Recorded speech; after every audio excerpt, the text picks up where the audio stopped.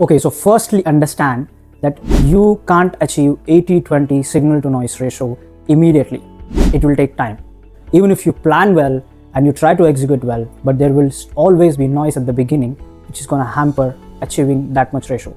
Even right now in my life, I have this signal versus noise ratio as 70-30, where 30% of the things are still noise. For example, scrolling the reels in YouTube or Instagram, or watching the videos which are not relevant for my goals, or maybe talking to my friends on call or talking to my roommate endlessly. But you should always aim for it. So here is my 5-step formula to implement this 80-20 signal versus noise ratio in your life.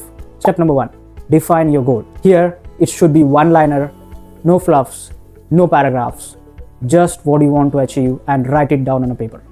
Number 2 is find out those 3 to 5 things which are signal for your goal. For example, in my YouTube channel's case, signal for my goal is researching, then writing the script, then shooting the video, then editing the video, and also learning about my YouTube channel. Third step is find out which are those 3 to 5 things which are noise for your goal. For example, in this goal, my noise are watching the reels which are not relevant, watching those videos on YouTube which are not relevant, going for the outings with my friends or with my colleagues, and sometimes even sitting at one place and overthinking about life or what things are going to happen in future. All those are noise.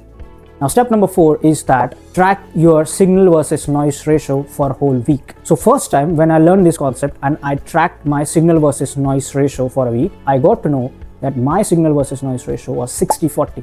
Huge portion of my actions are still noise, which means I was doing scrolling, I was watching those Mr. Beast videos which are not relevant for me, or I was saying yes to a lot of the outings which my friends or my colleagues were inviting me for. And step number 5, which is the most important step, which is to improve this ratio. Your aim should be to improve this ratio. And how can you do that? Simple, by cutting the noise. But how can you practically cut the noise? So here are some of my tricks that I used in case of the noise that I was having for my YouTube channel goal. First one is that I put a blocker on my home feed where it was not showing me any home feed when I go to YouTube on my computer. Secondly, I also put a timer on using the YouTube. So whenever I used to pass the timer of 10 minutes, it used to block me. So at least that's kind of a blocker. Number 3, I started saying no to those outings as much as possible, or I used to go, but then after completing my video creation part.